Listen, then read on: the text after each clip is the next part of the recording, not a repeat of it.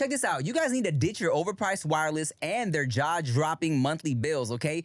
They got the unexpected overages and the hidden fees. Forget all that, okay? Because with Mint Mobile, plans start at $15 per month. Yeah, and what's super cool is you can use your own phone with any Mint Mobile plan and bring your own phone number along with all of your existing contacts. So it makes it so easy to switch over. Now that's just lit. So if you're ready to say yes to saying no, then make the switch at mintmobile.com/tipping. That's mintmobile.com/tipping. Upfront payment of $45 required, equivalent to $15 a month. Limited time new customer offer for first 3 months only. Speeds may slow above 35 gigabytes on unlimited plan. Taxes and fees extra. See Mint Mobile for details. Yo, today's episode is sponsored by Regain Couples Therapy, powered by BetterHelp. Wow, that's just lit. I think every couple needs a little bit of therapy. I think this is tight. This can match you up with a therapist based off of a questionnaire to find the right fit for you, because finding a therapist is also like dating. Yes, sir. You can start by yourself or choose to invite your partner to join your Regain account and experience relationship therapy together. It's entirely online and designed to be convenient, flexible, and suited to your schedule. See, now that's why people wish they tried couples therapy sooner. Visit regain.com/thanks for tipping today to get 10% off your first month. That's regain.com/thanks for tipping.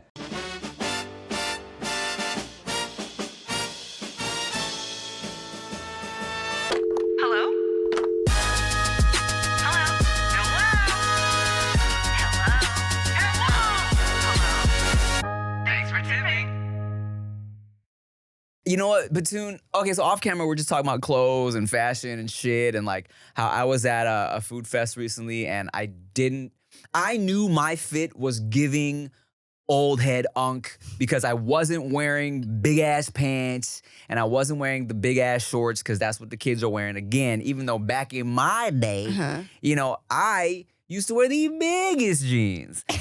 Wait, what were you wearing at the food fest? Just like some like slim fitting like Adidas sweats. Okay. And like a t-shirt and a hat. But like, and I was comfortable. Yeah. And I looked cool. But according to the homies, they were like, "You looking like a dad out here." And I was like, I don't care. Also, I am a dad. There's that. Yeah. But I'm not trying to be out here giving dad. Yeah, I'm sure. But it's okay. It's all good. Yeah. I'm not upset about it. Yeah, of course not. But yeah, you're saying how you don't like how you're sick of it. You said you're sick of it. I think you were just like, oh, the skinny jeans are back. And it's like, everything's going to be back again. And it's like, are we just supposed to forever catch on and keep up with what's cool? I used to not care. So yeah, Benji, the homie, was like, yeah, if you're sick of the big pants, don't trip. He's like, the skinnies might be coming back again. And I'm like, first of all, how do you know that? Second of all, I used to not give a fuck. I used to just wear whatever I wanted and not care. But now that I'm at a point where what I want gives away my unkness, then it's different. Now I'm at this crossroads where I didn't realize dudes had to deal with, where you're like, you have to either try and keep up and pull it off. Yes. Or you try and keep up and you look like you're trying to keep up and you look dumb. Or you don't try to keep up at all and you wear what's comfortable. And you embrace, yeah. And I'm somewhere in the middle because like these pants in particular, they are like on the I feel like more what the kids are wearing nowadays. But even these sometimes I'm like, oh God, this looks dumb. I like the idea of having a uniform or like a capsule collection. Like I've been streamlining everything in my life. Streamline September, I've branded it. Okay, damn, you always branding something. I love it. I think I should change careers to be like a brand. Look, I don't care what you're doing, but here's what we're gonna label it. Yeah, exactly. But yeah, Streamline September, and it's made my life so much easier because I have so many less things to choose from, so that it's like, I know what I like to wear. And so I only have like all the shirts that I like to wear. I only have all the pants I like to wear, the jumpers. And so like whenever I wake up, I'm just like today, coming here, I almost like blindly grabbed things. And I was like, that was so easy. On the brand of the month. I get it. Yeah, and it's just like I don't have anything that I don't absolutely love when I touch it. Like if I'm like, oh, this kind of like fits weird, or I need to like fix this. It's like, if I need to fix it, I put it in the pile over there and then I fix it. Word. Yeah, that's It's a struggle nice. for me, man. Because I just have so much shit. I told myself I'm gonna I'm gonna try and do this. I'm just gonna go down the line of my pile of clothes and things on my hanger. So I end up wearing this like shirt that I haven't worn in like 3 years, but I refuse to let go of. You know what I'm saying? I was like, I'm wearing a different shirt every day, but it didn't work out. I just always kind of cycle through like the same 3 shirts. I know, that's But what I'm saying. I know, and I have a closet full of bullshit that I don't wear, and she gets so annoyed because it's just taking up room. But then I look at it, and I'm like, oh, but I lost my virginity in this shirt. Or I'm like, oh, what if I end up? What if shit comes back around again? And this That's is like, you know, true. or like, what if I'm holding on to this fucking shirt with a random logo on it, and then it's like in 20 years now it's like this cool little niche vintage inside joke. You know what I'm saying? And if I put it in storage, I know I'm gonna forget about it forever. But maybe there's this thing, I'm reading this book called Goodbye Things. All right. It's like a minimalist book. Very like, every page is like, I don't know, a paragraph. It's very easy to read. Okay. And one of the things is like, put something away out of sight, out of mind. And if you don't think about it, then you didn't actually really need it. So you're quarantining it until, like if you put something even in like a different closet, put it in like the cleaning closet or like something else, one of the rooms that you don't use. And it's like, if you don't think about it in a year, you didn't need it. I mean, I know I don't need it, but it's still there. You're not like giving it away. You're not donating it or selling it. It's still there. So you could keep it there for 20 years, but it's not in your closet where Chia's going to be like, ugh. You know what I mean? Yeah, true. I'm also like, you know, one of those people that like, when I finally clean my room after months and months, I end up being like, oh, and then I'm just walking around. I know. You know what I'm saying? With a fucking, I don't know, a neck pillow I bought in Costa Rica, or like, I don't know, a fucking onesie that I had. know. And I'm like, oh man, no, I like this. I like this. You got like one boot on. I have angel wings for some reason. It's so fun to clean, like deep ass clean your room after a while. I think that's a ubiquitous experience. I think everyone has that. What a lovely human experience, shared experience. That we all share. You know what's crazy? It's like you don't realize we all kind of share the same experiences and thoughts and like feelings, and then you think you're so special. I know. And you see someone put some shit online, and you're like, whoa, fucking 500,000 retweets. We're all the same. I know. The top comment is like, I've never had a single original experience. And it's like, yeah, that's kind of awesome. Yeah. Do you ever have, when you were younger, memories of breathing underwater? Because I have. And I don't know what that is. Because clearly I can't. But I did. Like I have very vivid memories of truly breathing underwater and being like, how long have I been here? And is this the coolest thing ever? I don't think that's a shared experience for us. Well, let me know. I bet you somebody else maybe knows. I have a vivid memory of like feeling like, oh shit, I'm drowning right now. But that's not me like breathing water. That's me struggling underwater. Oh, just actually but that drowning. was only because it's like, you know, I didn't know how to swim yet. I'm still not great at it. But I remember being in Thailand with my dad, floating on an inner tube, and then just kind of seeing my dad's like face. Oh shit. And then a huge wave coming, knocking me off the inner tube. And then kind of floating like this for a few seconds, seeing the bubbles leave my mouth and floating. And then for a second being like, someone help me. But then looking and realizing, oh, my dad's standing up. I can probably stand up. Oh. And then I stood up and he was like, there you go. My dad told me, he was like, yeah, I was about to step in, but then, you know, he was kind of letting me figure it out. Isn't that life? Like you think you're drowning and you're like, help me. Yeah. Like waiting for external support. And then you're like, oh, this whole time I could have just stood up on my own 2 feet. Just stood up. Why didn't I just stand up? Yeah. Yeah, man. I feel like one of the most scared moments of my life has been in like a huge ass wave. Like when there huge waves, drowning is, I think, the scariest way to die.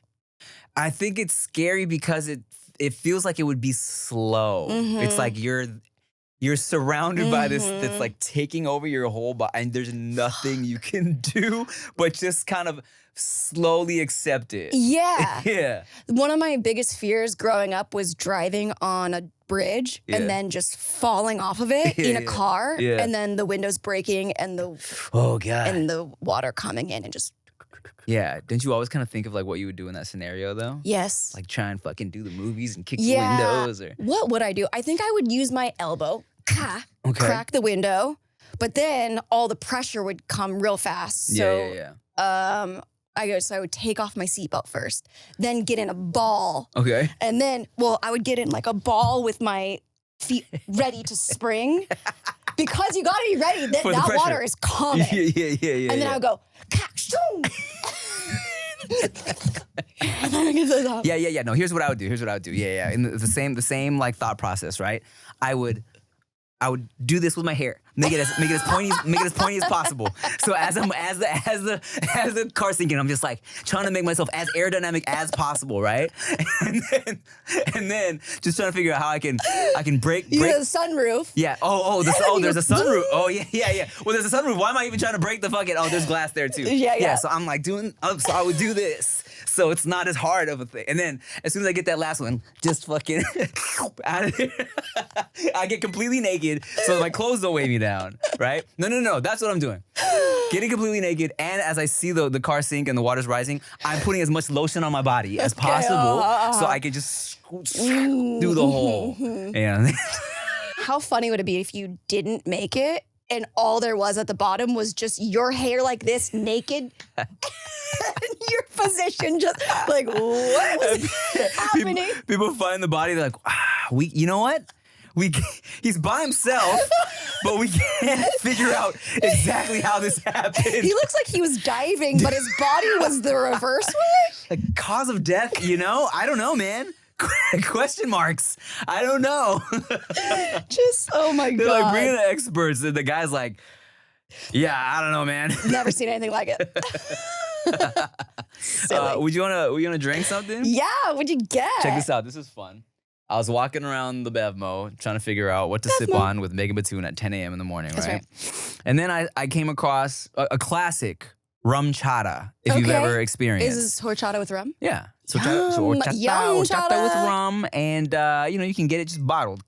And I used to do a lot of like, mixing horchata with my Hennessy and blah, blah, blah. So the discovery of RumChata was great. Sick. But check this out.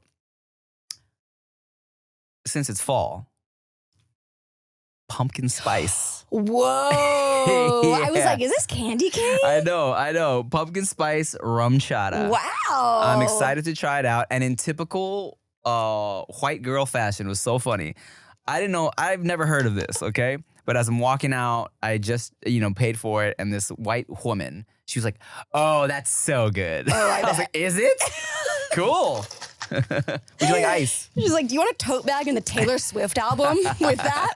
Upselling you as white as possible. She's like, and a bologna sandwich. Bologna? Yeah. White girl, you think white girls eat bologna sandwiches? Yeah, it's just one of those, white people things, bologna sandwiches. Really? No, I mean, I love bologna sandwiches. What is bologna? Some type of ham, processed meat. It's like thin Spam. Like super thin sliced Spam. Yeah, I guess. It's almost like a flat hot dog vibes. Yeah, I mean that makes sense. And it's spelled Bologna. It's spelled with a G and an Bologna. A. Bologna. Bologna. Yeah, it's always like there's always like that old joke of like I don't know, a dirty white girl smells like bologna sandwiches, Never heard that? No. That's a thing? I've heard it. Oh. But I, growing up, I loved a good fried bologna sandwich. Ooh. Have you never? No. Oh, girl, you get that just bologna sandwich, Bro. white bread, some mayo, fried. Ooh, yeah. As soon as you said fried bologna, do you want to know what popped in my mind? What? A cheese stick, like a string cheese. Yeah.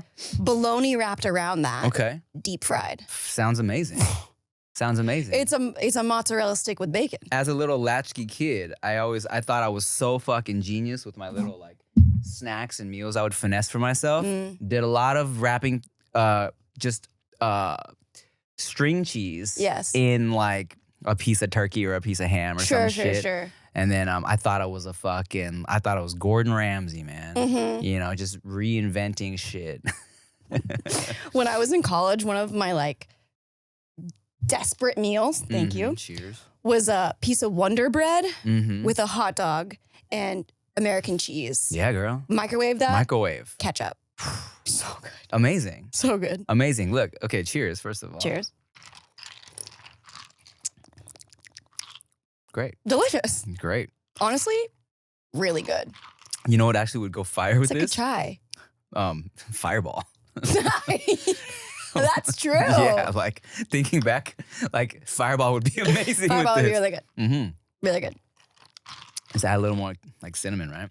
What's one of the most unhinged meals you've ever like thrown together? Just because, I mean, like, because you're always using expired ingredients because you just want to use them.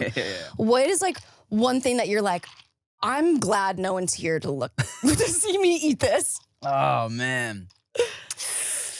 Let's see. It's a lot of like just putting hot dogs in things. You know what I'm saying? Hot dogs and mac and cheese. Hot dogs and mac and cheese, of course. Hot dogs and ramen. Hot dogs and all. Ramen. Yeah, girl. I would just take a little cup of instant noodles or some, whatever instant noodle situation. Cut some hot dogs in there. I used to, and then I would take like just a raw egg, put it in the boiling ramen, let that shit, marinate. But like, I feel like that's not too crazy for Asian people. Right. I've definitely, let me think. Have you ever done and I was just talking about this with David because I made him one. You ever had the Elvis sandwich? No. Elvis was notoriously known for this like sandwich that he loved, which was like peanut butter, bananas, bacon. And it's like so good. Ooh. Yeah. So I'll take it and I'll like grill it or like I'll do the that. bread. Well, I'll put some honey. I'll drizzle some honey on it as well. It's kind of fire, dog. And I made it for David one time. I did it real nice. I put the peanut butter. I spread the banana, so it wasn't chunks of bananas. I did like a banana, so it was almost like a jam. Pate. Yeah, banana pate. That's funny to think like it's a peanut butter and grape pate.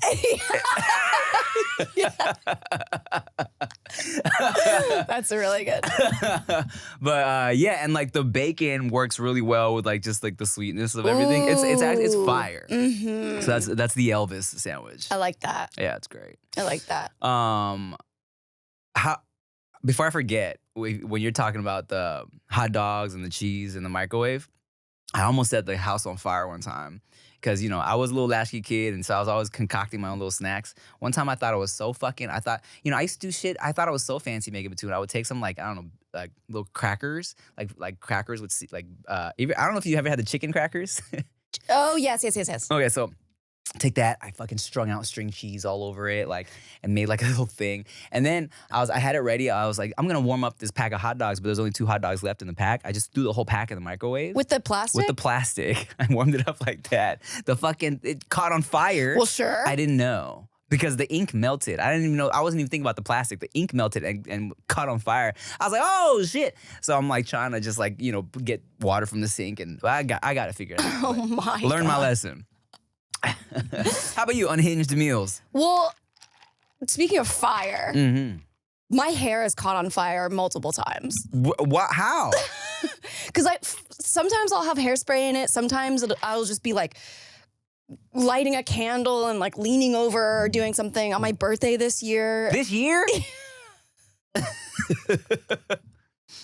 Yeah, it's just on fire all the time. It's one of the scariest feelings I ever. bet. What happened this year? You're like Mrs. Doubtfire. Like, just putting your titties out.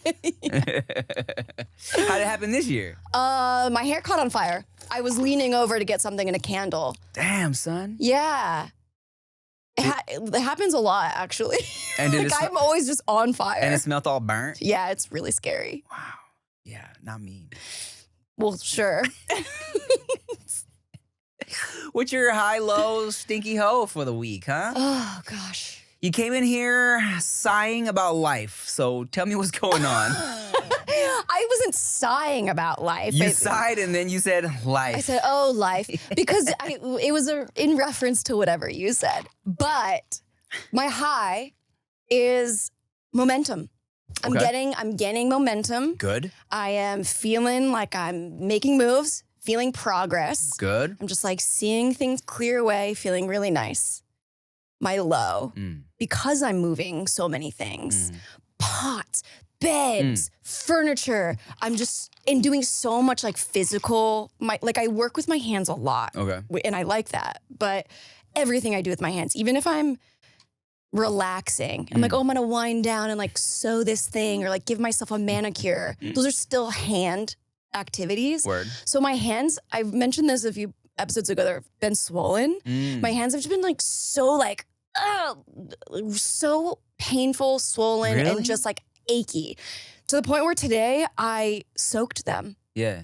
in a thing for like 20 minutes. Of like Epsom salt? Well, I didn't have Epsom salt, so I just put normal salt. Does that work? The chat said it was fine. Yeah, I'm sure that's fine. Yeah, so it was like, they're just so banged up and overused. And then I was like, do I have arthritis? I was like, I think they're just strained. So my low is, and I couldn't even, yesterday I was journaling because I was like, oh, like take care of myself. So your Yeah, and I was like, I can't even write with this hand. So I started writing with my left hand. What? And it looks like a 5-year-old. Yeah, wrote and it. I started getting like really like frustrated because I know I can write, but clearly I can't. I imagine someone in the future like finding this random page of like this 5-year-old had the most complex thoughts. This is crazy. Or like, this is where Megan's brain started to degenerate.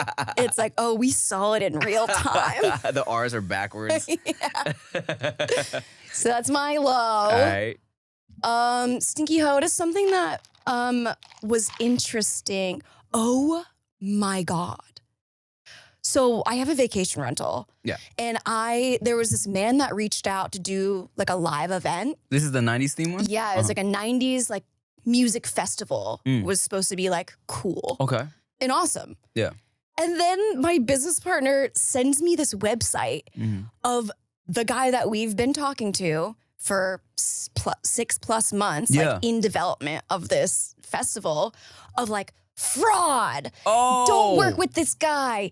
Like so many firsthand accounts of like people him stealing people's money, promising all of these like live events and then never doing it. What? Like he's like wanted essentially. Oh shit. And he's still out here like just like DMing us, being like replying to our stories. And I'm like, sir, the police are looking for you.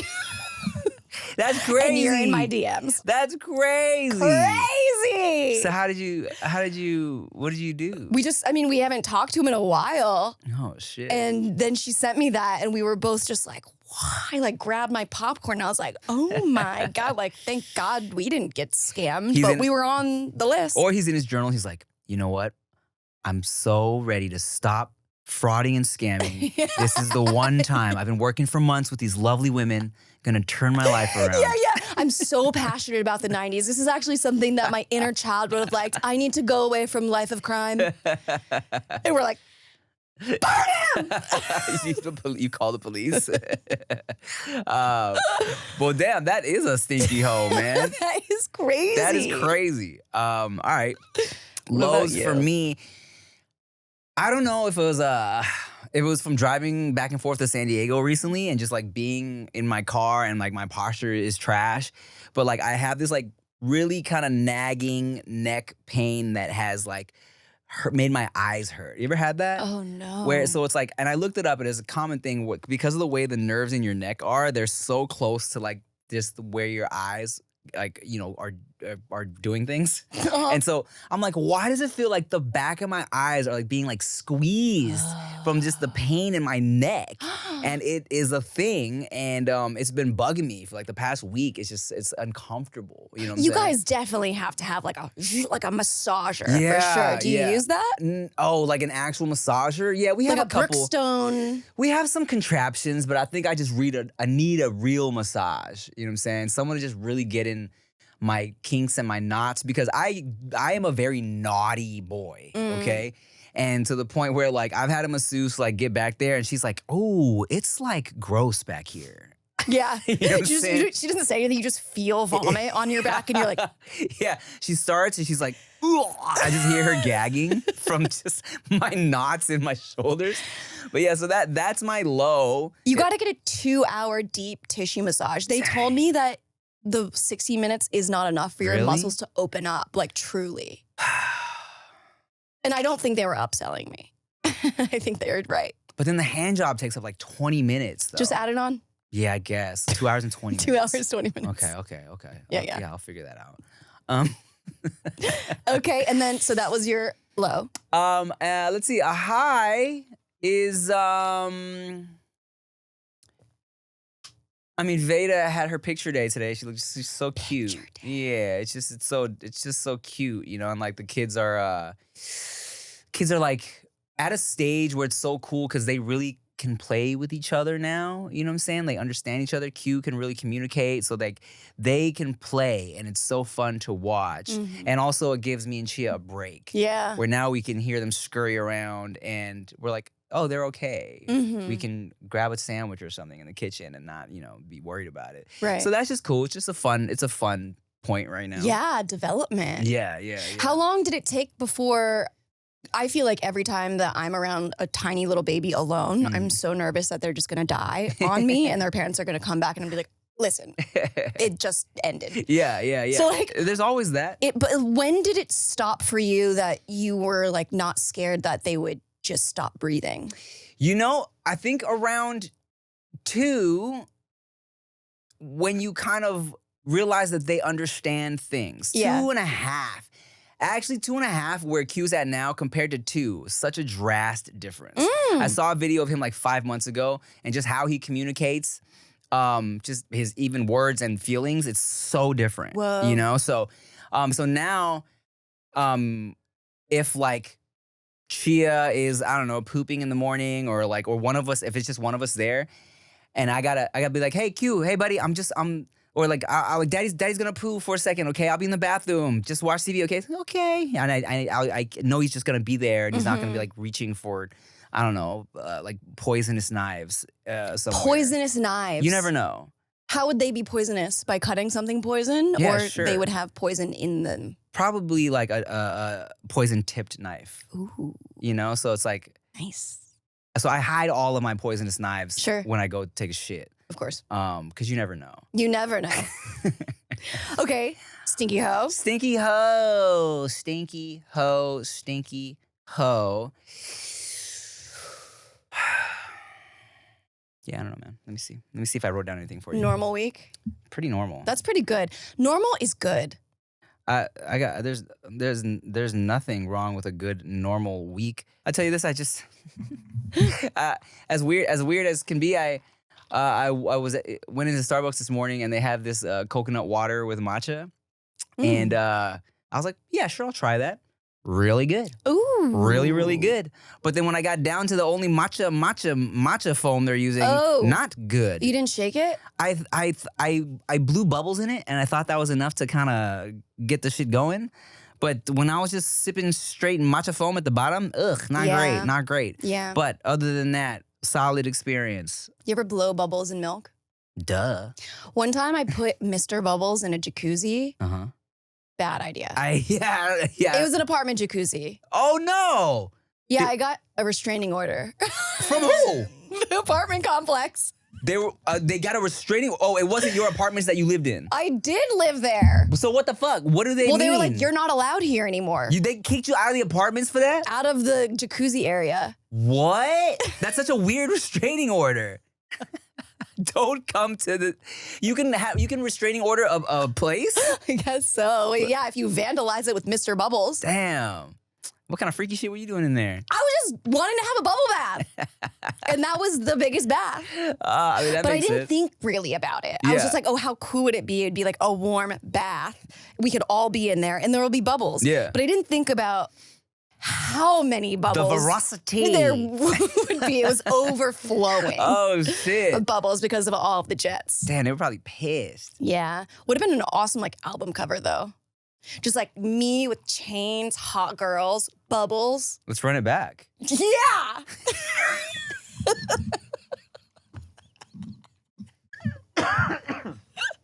Yeah.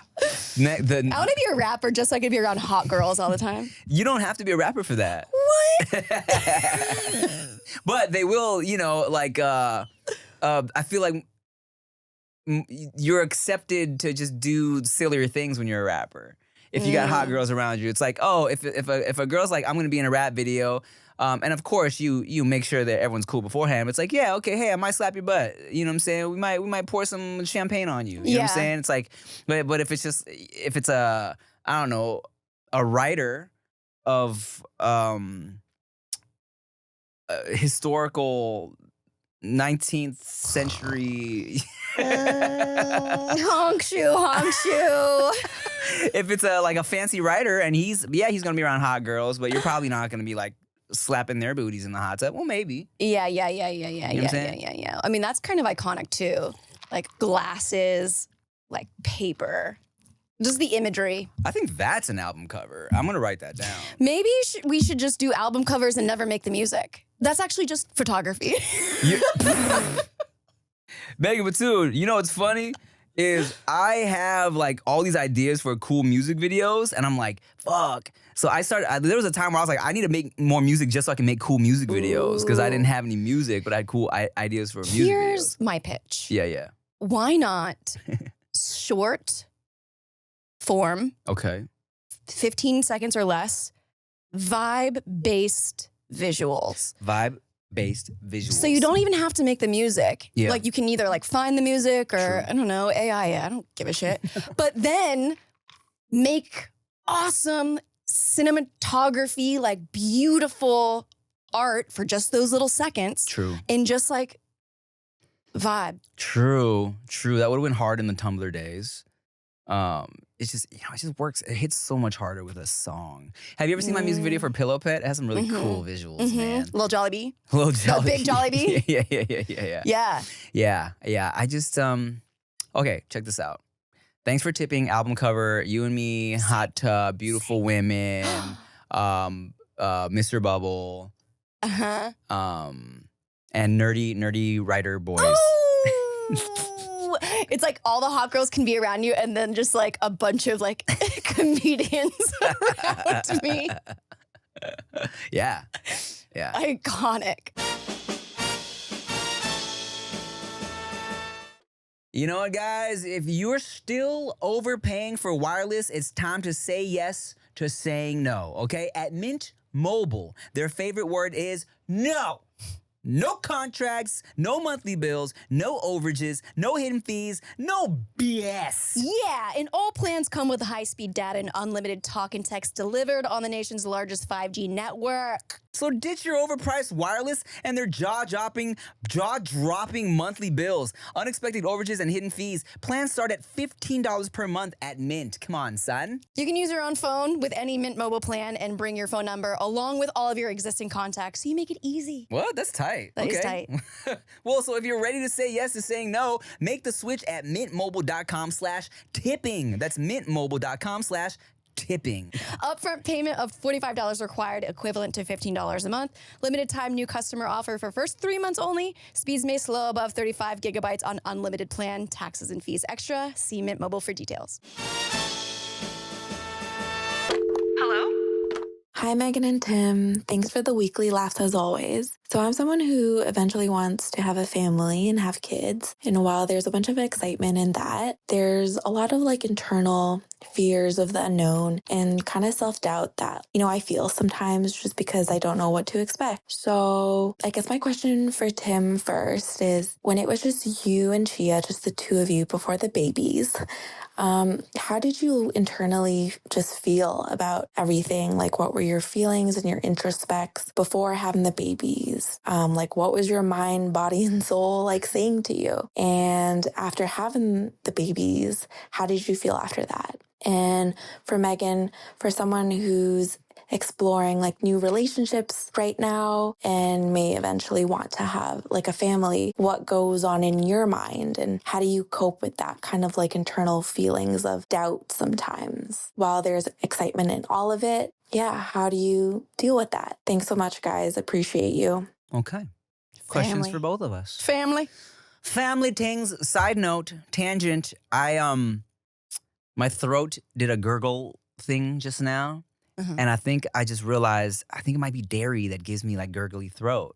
Because I haven't had there is dairy in here. And I haven't had dairy in a minute. Oh, shit. And, and I've told you about when I was doing that voiceover stuff and the guy was like, we got a little throat gurgle on that. Yeah. And I think it's dairy that's making me gurgly.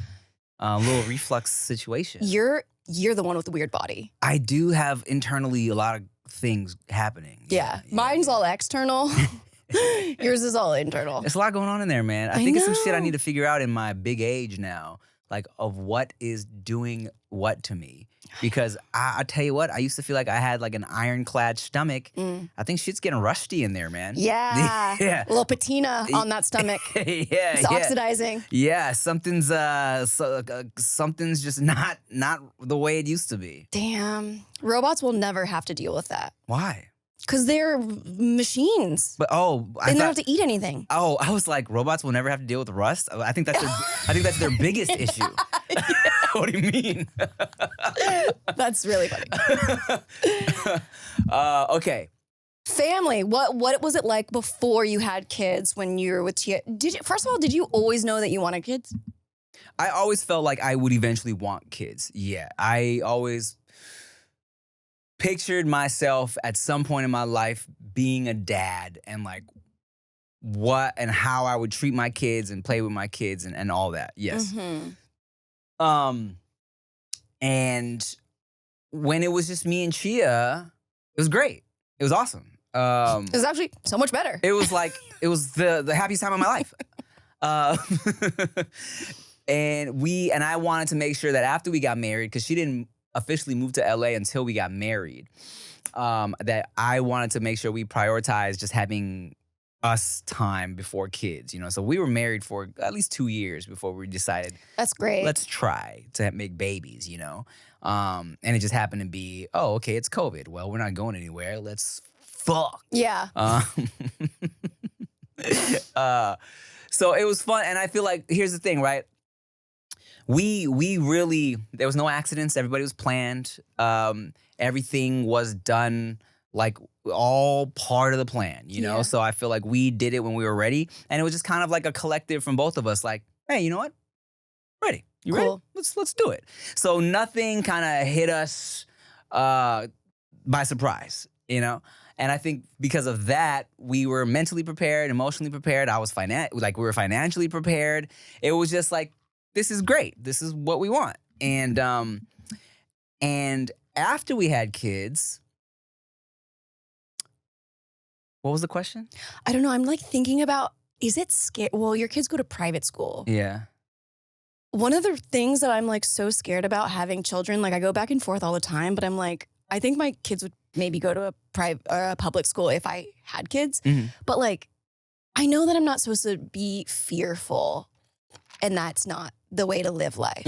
However, I think I would be so nervous that I would drop my kids off at school and I would not have one to pick up. Well, you know what? And I think that is a part of what her question was too. It's like she's fearing the unknown and what could be and what could happen, and she gets in her head about it. But like, as you said, Batoon, that's no way to live life, man. Yeah, that's you true. know, it's like anything can happen at any time. Yeah, I mean, the unknown is all there is. Yeah, and it's like, what is the point if you're just gonna spend your whole life just, you know, buried away, afraid of everything? You know what I'm saying? Yeah. Yeah, we have Veda in a private school, and I think there are really solid public schools that you can find just in the area we're at. I would probably stick with the private school. You know, like we're not in like a bad area, but we're not in like, you know, when you're in LA, the public schools can be so good. You know what I'm saying? And it's like the homies that are out like more towards the valley, like they got solid public school options, like cool, like good shit, you know? But for me, I'm like, I like where she's at. And yeah, it does feel like a little just the quality's better, safer, all that, you know? Yeah. And as far as like, you know, just fearing the unknown, I mean, I say this all the time. It's like, for what? You know, why worry about things you can't change or you can't control? Yeah, totally. Like focusing on what is actually in your control, and then just like hoping for the best. That's all you can do. That is all you can do. That's all you can do. Damn. There's like, when I think about kids and when I talk about this with anybody that's dating, it's like, do you want kids? Oh, if I found the right person. It's like, I feel like I've been back and forth so many times of like, I really feel like I would love being a mom. But then I'm like, I love my freedom and my independence. And like, I love being able to do whatever I want whenever I want. And like the economy is just getting worse. So I'm like, that's going to be hard to pay for another person. Oh, but soon, the fact that we got 2 in this puppet, like potentially gonna put 2 in this private school, and then, you know, let's say we have another one. She is constantly stressed about it, thinking about it. She's like, babe, what are we gonna do if we have more? Like, are we, is this too much? And I'm like, shut up. Just relax. I'm like, we're fine. And I'm like, if everything goes on the trajectory that I'm currently going, then we're good. And if not, my parents are old. They're gonna die soon. We'll sell their house. Just we're safe. There's that. We're good. Okay. Knock on wood with my parents. Not too soon. Not too soon. Okay, so before we go to the next question, what is the most important thing that you think? What's the most important quality in a partner? Because her second question was like something along the lines of like, what are your concerns? Like over to me. So what is the most important quality of a partner that you would parent with? What is the advice that you would give someone in search of a partner with the parent lens that on you it? would potentially make babies and raise babies like what's with? the most important thing? Yeah, I think it's really important as a parent to have like understanding and like patience, of course. Because I'm a super patient person, and so is Chia. You know, we're not the type to like just pop off, or even we've never even really raised our voices at each other. You know what I'm saying? So, you know, we've had great communication, but like kids will push you to a point that you've never been before.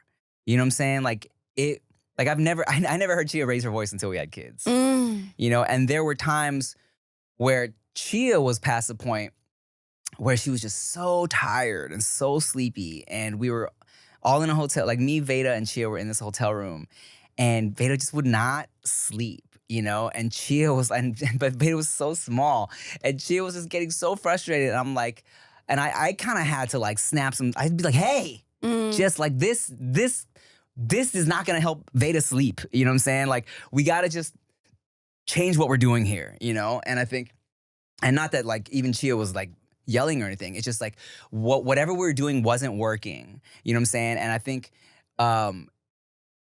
that's something that when you're with somebody like as a partner, you think, oh, you know, they're just a hothead, you know, like that's just how we argue, whatever.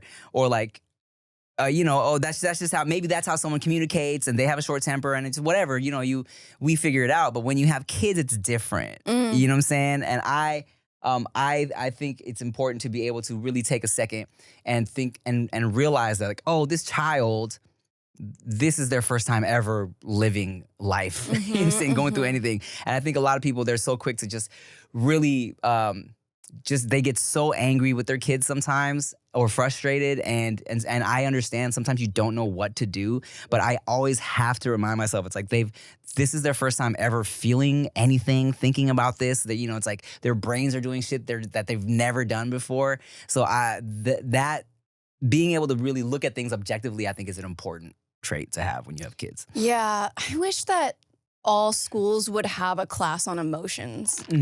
Like, that would be really helpful. Just like, these are the feelings. Like, there's a feelings wheel. Did I ever talk to you about the feelings wheel? Yeah, you mentioned it's that. really helpful. So it's like, I just wish that there was that. And just like, here's how to regulate your emotions. And this is how your nervous system works. So it's like.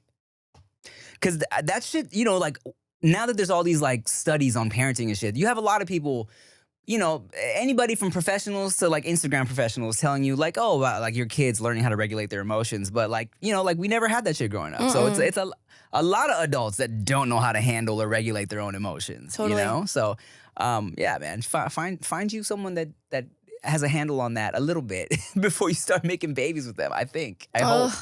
I'm scared. Next question.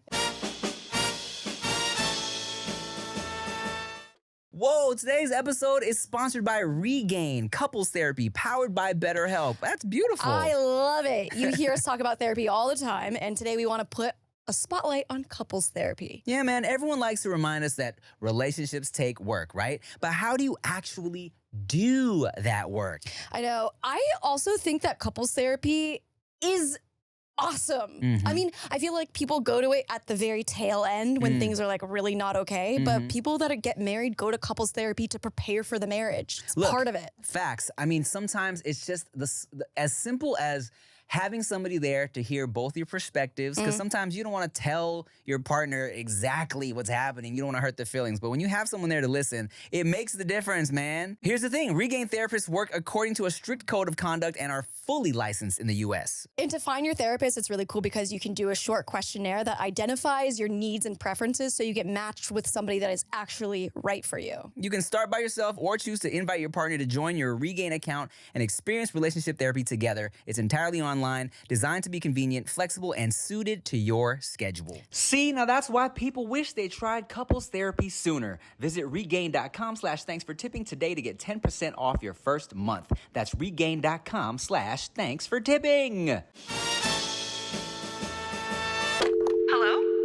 Hey guys, really big fan of the show. My question is, how do you navigate if you guys have any guilt or feelings about, Have we heard this moving one out already? and living your own life and just like the feeling navigating that with your parents? Because Tim mentioned a few episodes ago when you guys were talking about like mother-in-laws and stuff about how immigrant moms have this thing about, whether intentional or not, they kind of make you feel guilty about you going out and living your own life. I have a lot of empathy for my mom. I know this is just like our situation. She came here from somewhere else. Like, I totally get it. We have an amazing relationship, me and my mom. But, I'm going to move out soon. I'm going to get married in a few years. So every time I think about like leaving her, the guilt like eats me alive. I don't know why. Like, I'm an eldest daughter. I always feel like I have to like, stay and take care of my family.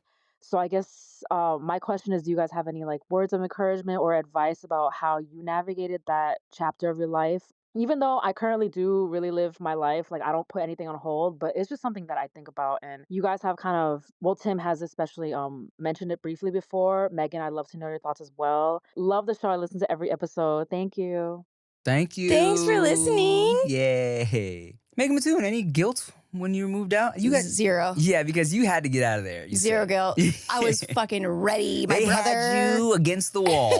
Yeah. I just, I feel like I had to be independent from a young age because I have chosen such a non-conformist career. And my parents weren't going to pay for that. So I had to make it all happen however I did. Yeah. And like, I think I told you the story about them taking my car away. Yeah. So I was like, they were the ones like putting like bombs in the way, and I had to kind of like get around it. So there was no guilt. There was just like, go. I think the older I get, maybe the guilt is maybe starting to come because like everybody lives so close together. Like my mom, dad, and sister and all of their family like lives within like a 30-minute radius. Oh, I see. So they take care of my sister's kid. Like they all are always together. Like Mother's Day, Father's Day, they're always there. And I'm just kind of, across the country. The lone wolf. Truly. I was watching New Girl yesterday. I was rewatching it. Yeah. And Megan Fox has like a cameo and she's like this true lone wolf and they're like making fun of her and she's like, and I'm like, that is how I feel. And you're like, Megan. Megan.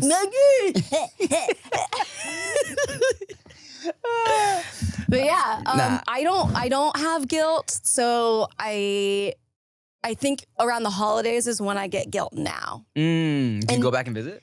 Yeah, once a year, which is not like a lot. Yeah. But yeah, I do once a year for Christmas. And everyone's like, nice of you to show up, I huh? know. How's life over there, hot shot? I know. Literally, my dad calls me Hollywood. I was going between Hollywood or hot shot. That's so funny. Hollywood's here, y'all. Break out the red carpet. Megan's here. Do we have any Perrier for Miss Megan? What about you, guilt-wise? I definitely feel guilt. I'm an only child, and my mom definitely was also one of those instilling in me from when I was a little kid, like, white people, Americans. I don't know why my mom turned into Donald Trump. Thai food is the best. But yeah, she was like, you know, white people, Americans, when they are 18, they leave their parents behind, they move out. Thai people, Asian people, we don't do that. We stay, we take care of our family, blah, blah, blah. She was trying to inception me Totally. from the jump. Like, do not leave. Stay and take care of me, right? And so I stayed for longer than I feel like a lot of people did. I didn't move out till I was like 26. And yeah, I could have moved out. But at the same time, my parents were so chill. You know, they let me just come and go as I please, and they didn't mind when I would have like floozies over, just making sweet, unprotected love up there, upstairs, you know, so. They didn't care? No. They were just like, would they say hi to them? Sometimes. And then what? Well, if anything, they appreciated if like some random girl I was hooking up with would say hi. Yeah. They were like, at the very least, she could say hi. Of course. And there was a time, my dad was just like, when he knew I started having girls over, he was like, hey, just don't get anyone pregnant, you know, like. And one time, I've told this story before, but like, one time my dad heard me smashing because I had a very creaky bed. And so I came downstairs and my dad's like, hey. I'm like, what's up? He's like, did you hump her? And I'm like, what? He's like, did you hump her? I heard you. Oh my God. And I'm like, no. He's like, yeah, right. But he knew what's up. And and there was a really a sweet girl who like, literally, I was not dating this person. She came over just to smash, but like she knew. So my mom was cooking dinner, and this was an Asian girl, and my mom was like, "Hey, ask her if she's hungry, if she wants food." And I was like, Mom, all right. I was like, hey, my mom was wondering if you wanted to have food. This girl's like, yeah. So she came, and she's going in. Just like, yeah, she's like, oh my God, this is so good, going in. And my mom had like fried a fish, and I was like, this girl's going in. And my mom, and that's my mom's love language, eat her food, you know? So my mom's like, yeah, who is this random girl? Yeah. She's great, you know? So my parents were always super chill. There was no reason for me to feel like I needed to go, you know? And I also felt like, you know, it was, I wanted to stay and help with the restaurant, and money was getting good for me with YouTube. So I was trying to help, you know, but I got to a point where I'm like, okay, man, I can't be here forever. I need to just do my thing, you know, especially like at this point, I had been dating Chia for maybe like a couple year, long distance I was there for maybe a couple years. I was with Chia, and you know, we were having the conversations of like, okay, maybe you're gonna move to LA, maybe we're gonna get married eventually. So I was like, I wanted to live by myself before I lived with a girl. So I was like, all right, man, it's time. And my mom cried. She was so sad, but for them, I found a spot that was like a block away from the house. Cool. And I was like, hey, here's my key. Whenever you want, come through. It's open. You know what I'm saying? Like I will. And for years, up until like last year when we had babies, or like the past few years, I would go to their house every week for dinner because I know that my mom was like, you know, she missed her little baby boy, right. You know? And I didn't know until recently how she's still bitter about it. Actually. Oh. Because one day I'd taken them for a lunch, and my mom got a little saucy off the margs, and she's in the back, and she was already being so obnoxious. And then she's in the back of the car. My dad's like just so annoyed, but she's back there, and she's like, you know, she's making some like half joke, you know. She's like, you know, because you moved out, you know, as soon as you turned 18. I was like, what are you talking about? She's like, yeah, you left me alone when you were 20 or 18. I was like, Mom, I literally lived in the house till I was 26. I was damn near 30. What are you talking about? Yeah. You know? She's like, really? I was like, yes. This whole time she's made up this whole scenario in her head where like as soon as I was an adult, I left her because she like was so hurt, you know? Yeah.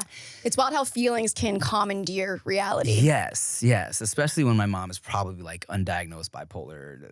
Yeah, right. So I say all that to say, you're the oldest, you've been around, you've been helping everybody. You deserve to live your life the way you want to live it. You have been taking care of everybody for so long. I know you're guilty, but Tell your parents that, just reaffirm for them that you love her and you're here for her, and just you moving out does not mean that you're like going away forever. You love her and you're there for her, and that's not going to change. And also ask her, hey mom, when did you move out?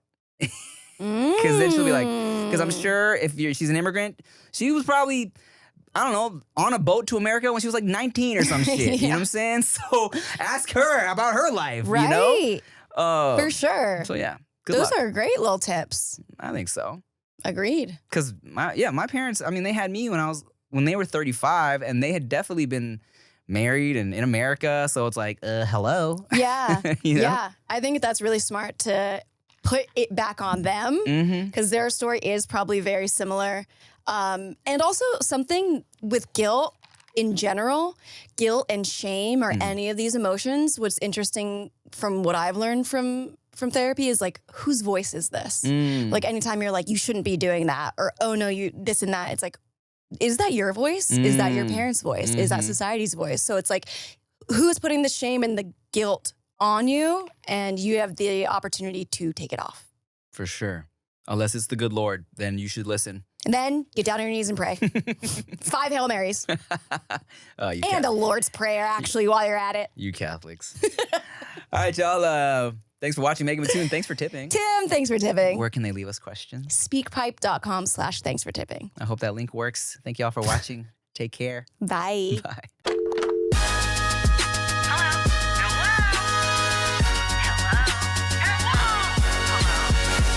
Thanks for tipping.